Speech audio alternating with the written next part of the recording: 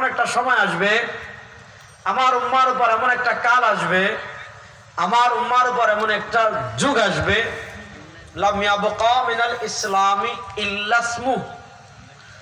আপনি শুক্রবারে মসজিদে জিলাপি দিবেন, খাওয়ার জন্য হাজার হাজার মানুষ পাবেন। আপনি তাবারুক দিবেন, খাওয়ার জন্য হাজার হাজার মানুষ পাবেন। আপনি মিনি ফুটবল টুর্নামেন্ট দিবেন, রাত্রে দেখার জন্য হাজার হাজার মানুষ পাবেন। আপনি বিশ্ব অলি খাদা আবার এখানে উরুস দিবেন, যাওয়ার জন্য হাজার হাজার মানুষ পাবেন। শাহজালালের উরুসে যাওয়ার জন্য হাজার হাজার মানুষ পাবেন। মহিষ ভান্ডারে যাওয়ার জন্য হাজার হাজার মানুষ পাবেন। নবী করিম সাল্লাল্লাহু আলাইহি ওয়াসাল্লাম বলেন, আমার উম্মার উপর এমন একটা সময় আসবে, আমার উম্মার উপর এমন একটা কাল আসবে, আমার উম্মার উপর এমন একটা যুগ আসবে, মুসলমান হবে হাজারে হাজার, মুসলমান হবে লাখে লাখ, মুসলমান হবে কোটি কোটি, কিন্তু এই সব মুসলমানের ভিতর লাম ইয়াবকা মিনাল ইসলামি ইল্লা ইসমুহু, এই সব মুসলমানের ভিতর ইসলামটা শুধু থাকবে নামে, ইসলামটা শুধু থাকবে নামে।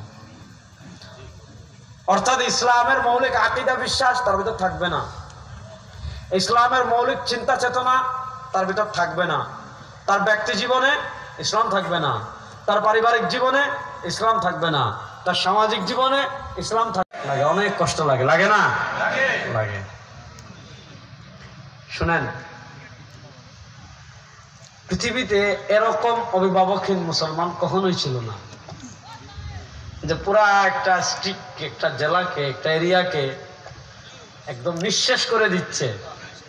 রাফায় তো কেউ নাই, এখন শেষ, পুরা রাফা শহর শেষ, একেবারে একটা ঘর নাই, একজন মানুষ নেই, সবাইকে হয় মেরে ফেলছে, বাকি যারা ছিল এলাকা ছেড়ে চলে গেছে। অর্থাৎ পুরা রাফা শহর এখন খালি, কেউ নেই। গাজা নিঃশেষ হওয়ার পিছনে। অথচ দেখেন,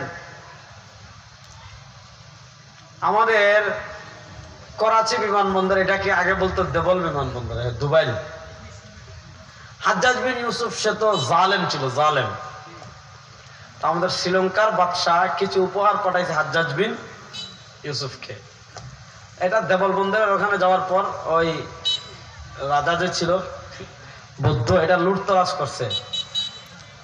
ওই জাহাজে বণিক যারা মুসলিম ছিল তাদের ভিতর একজন মহিলা হঠাৎ ডাক দিছে, ইয়া হাজ্জাজ আইনা আনতা,